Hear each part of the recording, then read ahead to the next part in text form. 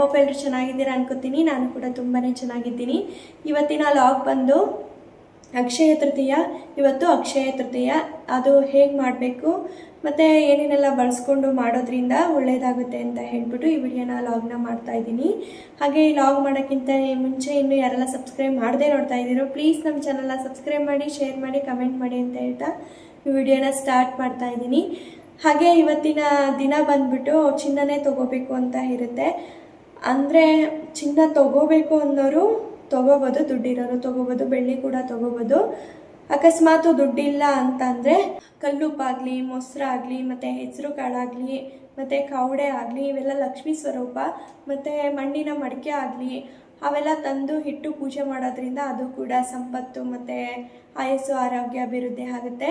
ಆ ರೀತಿ ಕೂಡ ಮಾಡ್ಬೋದು. ಚಿನ್ನನೇ ತೊಗೋಬೇಕು ಅಂತ ಏನಿಲ್ಲ, ದುಡ್ಡಿಲ್ಲದೆ ಇರೋರು ಕೂಡ ಈ ರೀತಿ ಮಾಡಿದ್ರೆ ತುಂಬಾ ಒಳ್ಳೆಯದಾಗುತ್ತೆ ಮನೇಲಿ. ಹಾಗೆ ನಾನು ಕೂಡ ಚಿನ್ನ ಇಟ್ಟೇನು ಪೂಜೆ ಮಾಡ್ತಾಯಿಲ್ಲ, ನಾನು ಸಹ ಮಣ್ಣಿನ ಮಡಿಕೆ ಮತ್ತು ಅದಕ್ಕೆ ದವಸ ಧಾನ್ಯ ಮತ್ತು ಏನೇನು ಬೇಕೋ ಅದನ್ನೆಲ್ಲ ಇಟ್ಕೊಂಡು ಮಾಡ್ತಾಯಿದ್ದೀನಿ. ಮೇಯ್ನಾಗಿ ಏನೇನು ಬೇಕು ಅಂತ ಅಂದರೆ ಹೆಸರು ಕಾಳು, ಮೊಸರು, ಮತ್ತು ಮಣ್ಣಿನ ಮಡಿಕೆ, ಮತ್ತು ವೈಟ್ ಸಾಸಿವೆ ಅಂತಾರೆ, ಅಂದರೆ ಬಿಳಿ ಸಾಸಿವೆ ಅಂತಾರೆ, ಇಲ್ಲಾಂದರೆ ಹಳದಿ ಸಾಸಿವೆ ಅಂತಲೂ ಕೂಡ ಅಂತಾರೆ. ಅದು ಕೂಡ ಇಟ್ಟು ಪೂಜೆ ಮಾಡ್ಬೋದು, ತುಂಬಾ ಒಳ್ಳೆಯದಾಗುತ್ತೆ. ಅದರಲ್ಲೂ ಕಲ್ಲುಪ್ಪಿಟ್ರೂ ಅಷ್ಟೇ. ಕಲ್ಲುಪ್ಪಿಟ್ಟು ನೀವು ಹೊಸ್ದಾಗಿ ಅಂಗಡಿಯಿಂದ ತಂದು ಅದನ್ನು ಪೂಜೆ ಮಾಡಬೇಕು. ಹಳೆಯದೆಲ್ಲ ಇಟ್ಟು ಪೂಜೆ ಮಾಡೋ ಹಾಗಿಲ್ಲ. ಹೊಸ್ದಾಗಿ ತಂದ್ಬಿಡೋದ್ರಿಂದ ಆಯಸ್ಸು, ಅಭಿವೃದ್ಧಿ ಮತ್ತು ಸಂಪತ್ತು ಇದೆಲ್ಲ ಜಾಸ್ತಿ ಆಗುತ್ತೆ. ಹಾಗೆ ಇವತ್ತಿನ ಲಾಗ್ ಕೂಡ ಸ್ಟಾರ್ಟ್ ಮಾಡೋಣ. ಮೊದಲಿಗೆ ಪೂಜೆಗೆಲ್ಲ ರೆಡಿ ಮಾಡಿಕೊಂಡು ಪೂಜೆ ಕೂಡ ಮಾಡ್ಕೊಬಿಡೋಣ. ಮೊದಲಿಗೆ ಈ ಅಕ್ಷಯ ತೃತೀಯ ಯಾವಾಗ ಪ್ರಾರಂಭವಾಗುತ್ತೆ ಅಂತ ಹೇಳ್ಬಿಡ್ತೀನಿ. ಏಪ್ರಿಲ್ 19, 2026 ಬೆಳಗ್ಗೆ 10:49ಕ್ಕೆ ಪ್ರಾರಂಭವಾಗಿ ಏಪ್ರಿಲ್ 20, 2026 ಬೆಳಗ್ಗೆ 7:27ಕ್ಕೆ ಮುಕ್ತಾಯಗೊಳ್ಳುತ್ತೆ. ನಾವು ಅಕ್ಷಯ ತೃತೀಯನ ಯಾವಾಗ ಸ್ಟಾರ್ಟ್ ಮಾಡಬೇಕು ಅಂತಂದರೆ ಸೋಮವಾರ 20ನೇ ತಾರೀಕು ನಾವು ಇದನ್ನು ಸ್ಟಾರ್ಟ್ ಮಾಡಬೇಕಾಗುತ್ತೆ. ಯಾವುದೇ ಶುಭ ಸಮಾರಂಭಗಳು ಮಾಡೋದಕ್ಕೆ ಇದು ಸೂಕ್ತವಾದ, ಅದೇ ಉತ್ತಮವಾದ ದಿನ ಆಗಿರುತ್ತೆ. ಪೂಜೆಯ ಸಮಯ ಬಂದ್ಬಿಟ್ಟು ಬೆಳಗ್ಗೆ 10:52ರಿಂದ ಮಧ್ಯಾಹ್ನ 12:22ವರೆಗೆ. ಈ ಸಮಯದಲ್ಲಿ ಯಾವುದೇ ಶುಭ ಕಾರ್ಯಗಳನ್ನು ಮಾಡೋದ್ರಿಂದ ತುಂಬಾ ಒಳ್ಳೆಯದಾಗುತ್ತೆ ಅಂತಲೂ ಹೇಳ್ಬೋದು. ಅಕಸ್ಮಾತ್ ನೀವೇನಾದರೂ ಚಿನ್ನನೇ ತೊಗೋಬೇಕು ಅಂತ ಇದ್ದರೆ ಚಿನ್ನ ತೊಗೊಳ್ಳೋದಕ್ಕೂ ಒಂದು ಸಮಯ ಅಂತ ಇರುತ್ತೆ. ಆ ಸಮಯದಲ್ಲಿ ಚಿನ್ನನ ತೊಗೊಳ್ಳೋದ್ರಿಂದ ಅಥವಾ ಖರೀದಿ ಮಾಡ್ಕೊಳ್ಳೋದ್ರಿಂದ ತುಂಬಾ ಒಳ್ಳೆಯದಾಗುತ್ತೆ. ಸಮಯ ಬಂದ್ಬಿಟ್ಟು 19 ಏಪ್ರಿಲ್ 2026 ಬೆಳಗ್ಗೆ 10:49ರಿಂದ 20 ಏಪ್ರಿಲ್ 2026 ಬೆಳಗ್ಗೆ 5:50ರವರೆಗೆ ಚೆನ್ನಾಗಿದೆ ಟೈಮು. ಅದರೊಳಗೆ ಏನಾದರೂ ನೀವು ಗೋಲ್ಡ್ನ ಪರ್ಚೇಸ್ ಮಾಡೋದ್ರಿಂದ ತುಂಬಾ ಒಳ್ಳೆಯದಾಗುತ್ತೆ. ಅಷ್ಟರ ಒಳಗಡೆ ನೀವೇನಾದರೂ ಮನೆಗೆ ಚಿನ್ನ ತಗೊಬರೋದ್ರಿಂದ ಆ ಚಿನ್ನ ನಿಮಗೆ ಡಬಲ್ ಆಗುತ್ತೆ ಅಂತ ಅಕ್ಷಯ ತೃತೀಯದ ಪ್ರಕಾರ ಹೇಳ್ತಾರೆ. ಹಾಗೆ ಈ ಅಕ್ಷಯ ತೃತೀಯ ಹಿಂದೂ ಮತ್ತು ಜೈನರಿಗೆ ಹೊಸ ಹಬ್ಬವಾಗೇ ಇರುತ್ತೆ. ಈ ಅಕ್ಷಯ ತೃತೀಯ ಜೈನರಿಗೆ ಮತ್ತು ಹಿಂದೂಗಳಿಗೆ ಮಂಗಳಕರವಾದ ದಿನ, ಹಾಗೆ ಶುಭ ದಿನ ಅಂತ ಕೂಡ ಹೇಳ್ಬೋದು. ಈ ದಿನ ಬೆಳ್ಳಿ ಆಗಿರ್ಬೋದು, ಬಂಗಾರ ಆಗಿರ್ಬೋದು ಮನೆಯಲ್ಲಿ ತಗೊಬಂದರೆ ಅದು ಅಕ್ಷಯವಾಗಿ, ಅಂದರೆ ಅಕ್ಷಯ ಪಾತ್ರೆ ಥರ ಯಾವಾಗೂ ಉಳ್ಕೊಂಡಿರುತ್ತೆ ಅಂತ ಹೇಳ್ಬಿಟ್ಟು ನಂಬಿಕೆ ಕೂಡ ಇದೆ. ಈ ದಿನ ಒಳ್ಳೆ ಕಾರ್ಯಗಳು ಮಾಡೋದ್ರಿಂದ, ಒಳ್ಳೆ ಕೆಲಸಗಳು ಮಾಡೋದ್ರಿಂದ ನಮ್ಮ ಕಿವಿಗೆ ಒಳ್ಳೆ ಸುದ್ದಿಗಳು ಕೂಡ ಬೀಳುತ್ತೆ ಅಂತ ಕೂಡ ಹೇಳ್ತಾರೆ. ಹಾಗೆ ಈ ಅಕ್ಷಯ ತೃತೀಯ ದಿನ ಯಾವ ಸಮಯದಲ್ಲಿ ಮನೇಲಿ ಪೂಜೆ ಮಾಡಬೇಕು ಅಂದರೆ ಬ್ರಾಹ್ಮಿ ಮುಹೂರ್ತದಲ್ಲಿ, ಅಂದರೆ 4:15ರಿಂದ 6 ಗಂಟೆ ಒಳಗಡೆ ಮಾಡ್ಬೋದು. ಅಂದರೆ ಸೂರ್ಯ ಹುಟ್ಟೋದಕ್ಕಿಂತ ಮುಂಚೆ ಮನೇಲಿ ಪೂಜೆ ಮಾಡೋದ್ರಿಂದ ಒಳ್ಳೆಯದಾಗುತ್ತೆ ಅಂತ ಕೂಡ ಹೇಳ್ಬೋದು. ಬ್ರಾಹ್ಮಿ ಮುಹೂರ್ತ ಅಂದರೆ ಬೆಳಗ್ಗೆ ಬೇಗ ಎದ್ಬಿಟ್ಟು ಪೂಜೆ ಮಾಡೋದ್ರಿಂದ ನಮ್ಮ ಮನಸ್ಸಿಗೂ ಅಷ್ಟೇ ತುಂಬಾ ನೆಮ್ಮದಿ ಸಿಗುತ್ತೆ. ಹಾಗೆ ತುಂಬ ಸಂತೋಷ ಕೂಡ ಆಗುತ್ತೆ. ಮನೆಯಲ್ಲಿ ಪೂಜೆ ಮಾಡಿದ್ರೆ ಏನೋ ಒಂಥರ ಪಾಸಿಟಿವ್ ಎನರ್ಜಿ ಇರುತ್ತೆ. ಹಾಗೆ ಬೆಳಗ್ಗೆನೇ ಎದ್ದು ಬ್ರಾಹ್ಮಿ ಮುಹೂರ್ತದಲ್ಲಿ ಸ್ನಾನ ಮಾಡಿಕೊಂಡ್ರೆ, ಅಂದರೆ ದೇವತೆಗಳು ಸ್ನಾನ ಮಾಡ್ಕೊಳ್ಳೋ ಅಂಥ ಬ್ರಾಹ್ಮಿ ಮುಹೂರ್ತದಲ್ಲಿ ಸ್ನಾನ ಮಾಡಿಕೊಂಡು ಬ್ರಾಹ್ಮಿ ಮುಹೂರ್ತದಲ್ಲಿ ಪೂಜೆ ಮಾಡೋದ್ರಿಂದ ಅದು ಫಲಿಸುತ್ತೆ ಅಂತ ಕೂಡ ನಂಬಿಕೆ ಇದೆ. ತುಂಬ ಒಳ್ಳೆಯದಾಗುತ್ತೆ ಮನೆಗೆ ಅಂತಲೂ ಹೇಳ್ತಾರೆ. ಆದಷ್ಟು ಬ್ರಾಹ್ಮಿ ಮುಹೂರ್ತದಲ್ಲಿ ಪೂಜೆ ಮಾಡ್ಕೊಳ್ಳೋದ್ರಿಂದ ತುಂಬಾ ಒಳ್ಳೆಯದಾಗುತ್ತೆ. ಏಪ್ರಿಲ್ 20 ಬೆಳಗ್ಗೆ 5:45 ಒಳಗಡೆ ಪೂಜೆನ ಮುಗಿಸ್ಕೊಬೇಕಾಗುತ್ತೆ. ಹಾಗೆ ಅಕ್ಷಯ ತೃತೀಯಗೆ ಏನೇನು ಬೇಕೋ ಅದೆಲ್ಲ ಇಟ್ಕೊಂಡು ಪೂಜೆ ಮಾಡೋದ್ರಿಂದ ತುಂಬ ಒಳ್ಳೆಯದಾಗುತ್ತೆ. ಹಾಗೆ ಮನೆ ಕೂಡ ದೃಷ್ಟಿ ತೆಗೆಯೋದ್ರಿಂದ ಒಳ್ಳೆಯದಾಗುತ್ತೆ ಇವತ್ತು. ಹಾಗೆ ಬಿಳಿ ಸಾಸಿವೆ ಮತ್ತು 8 ಲವಂಗ ಮತ್ತು ಹಾಗೆ 2 ಪಲಾವ್ ಎಲೆ ಹಾಗೆ ಕರ್ಪೂರ ಹಾಕ್ಕೊಂಡು ದೃಷ್ಟಿ ತೆಗೆದ್ರೆ ಮನೆಯಲ್ಲಿ ನೆಗೆಟಿವ್ ಎನರ್ಜಿ ಅನ್ನೋದು ಹೋಗಿ ಪಾಸಿಟಿವ್ ಎನರ್ಜಿ ಅನ್ನೋದು ಬರುತ್ತೆ. ಅವಾಗವಾಗ ಈ ರೀತಿ ದೃಷ್ಟಿ ತಗೊಳ್ಳೋದ್ರಿಂದ ತುಂಬಾ ಒಳ್ಳೇದು ಕೂಡ ಆಗುತ್ತೆ, ಮನೆಯಲ್ಲಿ ಏಳಿಗೆ ಕೂಡ ಆಗುತ್ತೆ, ಮನೆ ಅಭಿವೃದ್ಧಿ ಕೂಡ ಆಗುತ್ತೆ.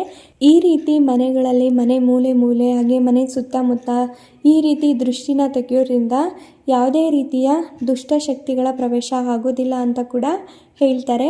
ಬಿಳಿ ಸಾಸಿವೆ ಎಲ್ಲ ಹಾಕಿರೋದ್ರಿಂದ ಆ ಸ್ಮೆಲ್ಲಿಗೆ ಯಾವುದೇ ರೀತಿಯ ದುಷ್ಟಶಕ್ತಿಗಳು, ಅದು ಲಕ್ಷ್ಮಿಯ ಸ್ವರೂಪ ಅಂತಲೂ ಹೇಳ್ಬೋದು. ಬಿಳಿ ಸಾಸಿವೆ ಮನೇಲಿ ಇಟ್ಟು ಪೂಜೆ ಮಾಡೋದ್ರಿಂದ ಅದು ಕೂಡ ತುಂಬಾ ಒಳ್ಳೆಯದು ಅಂತ ಕೂಡ ಹೇಳ್ಬೋದು. ಹಾಗೆ ಮೊದಲಿಗೆ ಈ ಅಕ್ಷಯ ತೃತೀಯ ಪೂಜೆಯ ವಿಧಿವಿಧಾನ ಹೇಗಿದೆ ಅಂತ ಕೂಡ ನೋಡ್ಬಿಡೋಣ. ಏನೇನೆಲ್ಲ ಇಟ್ಟು ಪೂಜೆ ಮಾಡೋದು ಅಂತ ಕೂಡ ನೋಡ್ಬಿಡೋಣ. ಫಸ್ಟಿಗೆ ಒಂದು ಪೀಠನ ಇಟ್ಬಿಟ್ಟು ಅದ್ರ ಮೇಲೆ ಅರಿಶಿಣನ ಹಚ್ಬಿಟ್ಟು ಅದ್ರ ಮೇಲೆ ರಂಗೋಲಿನ ಬಿಟ್ಬಿಟ್ಟು ಅದ್ರ ಮೇಲೆ ಒಂದು ಪ್ಲೇಟನ್ನು ಇಟ್ಬಿಟ್ಟು ಅದರೊಳಗಡೆ ಅಕ್ಕಿ ಹಾಕ್ಬಿಟ್ಟು ಈ ರೀತಿ ಲಕ್ಷ್ಮೀ ಸ್ವರೂಪವಾಗಿರುತ್ತಂಥ ಎಲೆಗಳನ್ನು ಜೋಡಿಸ್ಕೊಂಡು ಅದ್ರ ಮೇಲೆ ಹಾಗೆ ಈಗ ಮಣ್ಣಿನ ಮಡಕೆ ಇಟ್ಕೋತಾ ಇದ್ದೀನಿ. ಮಣ್ಣಿನ ಮಡಕೆಗೆ ಅರಿಶಿನ ಹಚ್ಕೊಂಡು ಇಟ್ಕೋಬೇಕು. ಹಾಗೆ ಈಗ ಕಲ್ಲುಪ್ಪನ್ನು ಹಾಕೋತಾ ಇದ್ದೀನಿ. ಒಂದು ಮುಕ್ಕಾಲು ಭಾಗ ಅಷ್ಟು ಕಲ್ಲುಪ್ಪು ಹಾಕ್ಕೊಂಡಿದ್ದೀನಿ. ಹಾಗೆ ಲಕ್ಷ್ಮೀ ಸ್ವರೂಪ ಆಗಿರುವಂಥ ಹಳದಿ ಕವಡೆ ಕೂಡ ಅದರೊಳಗಡೆ ಹಾಕೋತಾ ಇದ್ದೀನಿ. ನಿಮಗೆ ಎಷ್ಟು ಸಾಧ್ಯನೋ ಯಾವುದೇ ಸಾಧ್ಯನೋ ಅದನ್ನು ಮಾತ್ರ ತಂದು ಪೂಜೆ ಮಾಡ್ಕೋಬೋದು. ಹಾಗೆ ಅರಿಶಿನ ಕೊಂಬು ಕೂಡ ಹಾಕ್ಕೊಂಡು ನಮ್ಮ ಕೈಯಲ್ಲಿ ದುಡ್ಡು ಎಷ್ಟು ಇರುತ್ತೋ ಅದನ್ನು ಹಾಕ್ಬಿಟ್ಟು ಮಡಿಕೆದು ಪ್ಲೇಟ್ ಕೂಡ ಬರುತ್ತೆ, ಅದನ್ನ ಇಟ್ಕೊಂಡು ಕ್ಲೋಸ್ ಕೂಡ ಮಾಡ್ಕೋಬೋದು. ನಾನಿಲ್ಲಿ ವಿಳೆದೆಲೆಲ್ಲೇ ಕ್ಲೋಸ್ ಮಾಡ್ಕೋತಾ ಇದ್ದೀನಿ.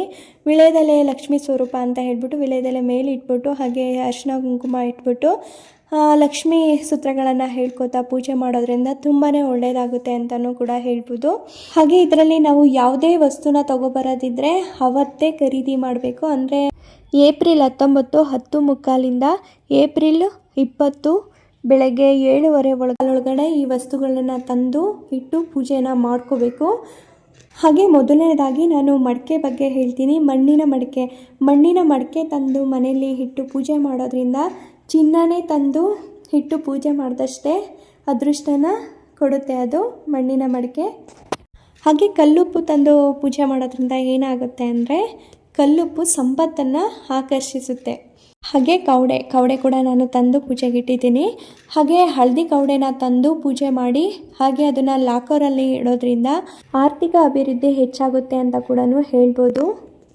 ಬಿಳಿ ಸಾಸಿವೆ ಅಂತ ಕೂಡ ಅಂತಾರೆ, ಇಲ್ಲ ಹಳದಿ ಸಾಸಿವೆ ಅಂತ ಕೂಡ ಅಂತಾರೆ. ಅದನ್ನು ಕೂಡ ಇಟ್ಟು ನಾನು ಪೂಜೆ ಮಾಡಿದ್ದೀನಿ. ಈ ಹಳದಿ ಸಾಸಿವೆ ಲಕ್ಷ್ಮಿಯ ಸಂಕೇತ, ಅಂದರೆ ಲಕ್ಷ್ಮಿನ ನೆಲೆಸಿರ್ತಕ್ಕಂಥ ಸಂಕೇತ ಆಗಿರುತ್ತೆ ಈ ಹಳದಿ ಸಾಸಿವೆ. ಇದನ್ನು ಇಟ್ಟು ಪೂಜೆ ಮಾಡೋದ್ರಿಂದ ಸಂಪತ್ತು ಕೂಡ ಅಭಿವೃದ್ಧಿ ಆಗುತ್ತೆ.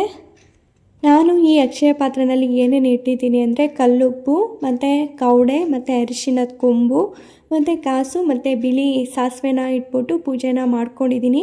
ನಿಮ್ಮ ಕೈಯಲ್ಲಿ ಯಾವುದು ಸಾಧ್ಯವಾಗುತ್ತೋ ಸ್ವಲ್ಪ ಯಾವುದಾದ್ರೂ ಒಂದು 3-4 ಒಂದು 5 ಏನಾದರೂ ಐಟಮ್ನ ತಂದುಬಿಟ್ಟು ಪೂಜೆ ಮಾಡೋದ್ರಿಂದ ತುಂಬಾ ಒಳ್ಳೆಯದಾಗುತ್ತೆ. ನಿಮ್ಮ ಕೈಯಲ್ಲಿ ಯಾವುದಾಗುತ್ತೋ ಅದನ್ನು ತಂದುಬಿಟ್ಟು ಒಂದು 5 ಐಟಮ್ ಆದರೂ ತಂದುಬಿಟ್ಟು ಪೂಜೆ ಮಾಡೋದ್ರಿಂದ ಅಕ್ಷಯ ತೃತೀಯ ದಿನ ತುಂಬಾ ಒಳ್ಳೆಯದಾಗುತ್ತೆ ಅಂತ ಕೂಡ ಹೇಳ್ಬೋದು.